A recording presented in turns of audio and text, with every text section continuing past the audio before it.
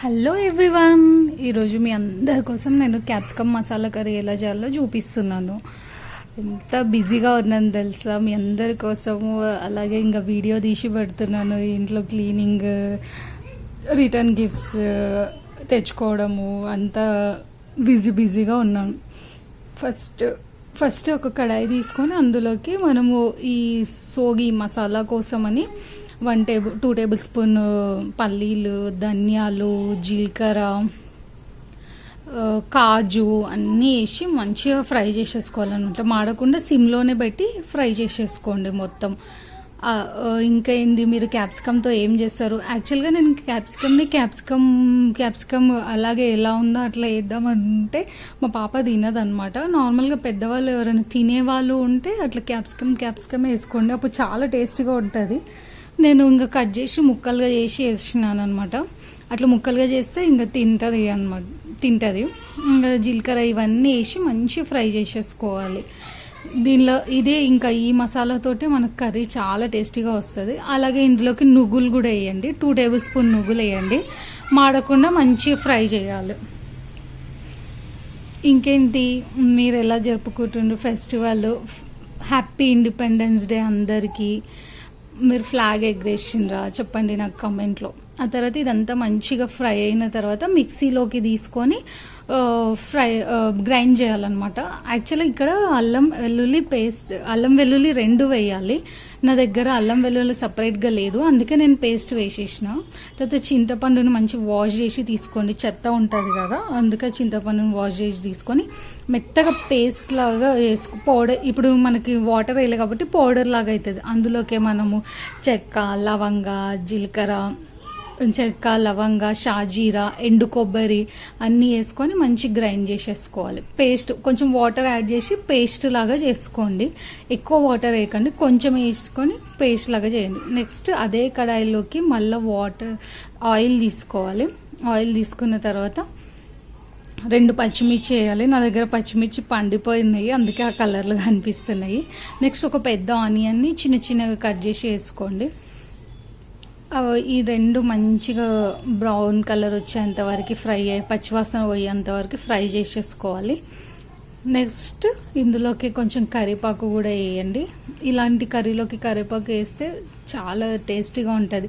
ఈ కర్రీ చేసినంతసేపు ఇంట్లో ఎంత మంచి స్మెల్ ఉంటుందంటే, ఇట్లా పెళ్ళిళ్ళల్లో అక్కడ మన గుత్తి వంకాయ, గుత్తి క్యాప్సికమ్ ఇలాంటివి చేస్తారు కదా, అలాంటి స్మెల్లో ఉంటుంది ఈ మసాలాకి. నేను క్యాప్సికమ్ని ఇలా కట్ చేసుకున్నాను. ఒకవేళ మీకు కావాలని చిన్న క్యాప్సికమ్లు అట్లా ఉంటే క్యాప్సికమే వేసేసేయండి, చాలా టేస్టీగా ఉంటుంది. నేను ఇంట్లో తిన్నారు కాబట్టి ఇట్లా కట్ చేసి వేసిన.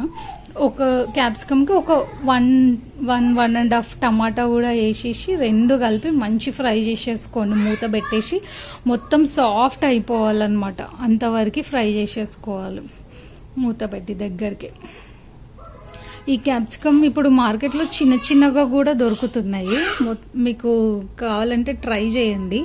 ఇప్పుడు నేను ఇందాక చూపించిన గ్రేవీ ఉంది కదా, దాన్ని స్టఫ్ పెట్టండి మొత్తం, అలా కూడా కర్రీ చేసుకోవచ్చు. నెక్స్ట్ మంచిగా సాఫ్ట్గా అయిపోయిన తర్వాత క్యాప్సికమ్ మంచిగా ఫ్రై అయిన తర్వాత ఇందాక చేసుకున్న పేస్ట్ వేసుకోవాలన్నమాట. వేసుకొని మంచిగా ఆయిల్ పైకి తేలేంత వరకు ఫ్రై చేయాలి. దీనిలో ఇప్పుడే మనం వాటర్ కానీ మసాలా కానీ వేయొద్దు, మొత్తం ఇది కొంచెం కలిపిన తర్వాత ఫ్రై అయిన తర్వాత వేయాలి అవన్నీ. ఇలా క్యాప్సికమ్ ఇలా చేస్తే పిల్లలు ఎవరైనా చాలా బాగా తింటారు. ఒకసారి ట్రై చేసి చూడండి. చపాతీలోకి అయితే మన రైస్ కంటే చపాతీలోకి చాలా టేస్టీగా ఉంటుంది. చింతపండు ఇవన్నీ వేసినాం కదా మసాలాలు, చాలా బాగుంటుంది. అలాగే నేను లైవ్కి కూడా వస్తాను కదా, ఇంకొక ½ అన్ అవర్లో నేను లైవ్కి వస్తాను. నెక్స్ట్ ఇందులోనే పసుపు, కారం, ధనియాల పొడి, ఉప్పు మీ టేస్ట్కి తగ్గట్టు వేసుకోండి. లాస్ట్కి గరం మసాలా వేయాలి, ఇప్పుడే వేయొద్దు. అన్నీ మంచిగా మిక్స్ చేయాలి, మొత్తం మసాలా అంతా కర్రీకి పట్టేటట్లు. ఉప్పు కారం కరెక్ట్గా వేసుకోండి, అప్పుడే టేస్టీగా ఉంటుంది. కొంచెం పుల్లగా కారంగా క్యాప్సికమ్ తగులుతూ ఉంటుంది, బాగా టేస్టీగా ఉంటుంది. ఒకసారి ట్రై చేసి చూడండి. ఇట్లా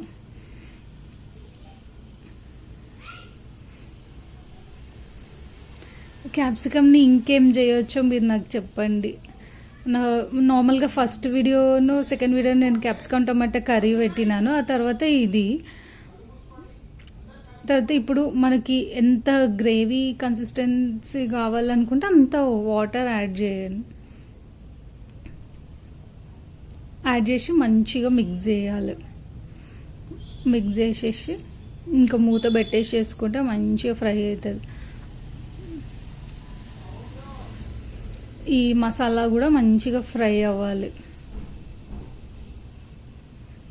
ఇది కుత అంటుంది కదా, అట్లాగే మంచిగా ఫ్రై అయిన తర్వాత కొంచెము గరం మసాలా తీసుకొని వేసుకోండి. గరం మసాలా ఎక్కువ వేసుకోకండి, ఎందుకంటే ఆల్రెడీ మనం షాజీరా అవన్నీ యాడ్ చేసినాము. ప్లస్ ధనియాల పొడిలో కూడా ఆల్రెడీ చెక్క లవంగా ఉంటుంది కాబట్టి కొంచెం వేసుకోండి. మరీ కర్రీ ఘాట్ అయిపోతుంది, అందుకే కొంచెం యాడ్ చేసేసుకోండి.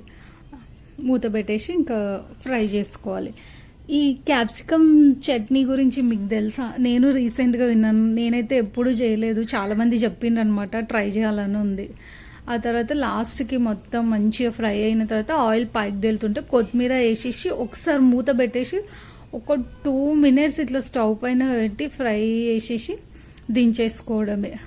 ఇంకా మీరు ఎవరైనా సబ్స్క్రైబ్ చేసుకొని వాళ్ళు ఉంటే సబ్స్క్రైబ్ చేసుకోండి. లైక్స్ కూడా కొట్టండి. మీకు ఒకవేళ వీడియో నచ్చితే లైక్ కొట్టండి, నచ్చకపోతే డిస్లైక్ కొట్టండి. ఏదో ఒకటి మాత్రం కమెంట్లో కూడా పెట్టండి, ఏదో ఒక మెసేజ్. ఇంకా లైవ్లో మీరు ఏమైనా క్వశ్చన్స్ అడగాలనుకుంటే నాకు మెసేజ్ చేయండి. ఒకవేళ లైవ్లో కూడా అడగలేరు, కమెంట్లో కూడా పెట్టలేరు అని అంటే నా ఐడిలో నా మెయిల్ ఐడి ఉంటుంది, దానికి పర్సనల్గా మెసేజ్ చేయండి.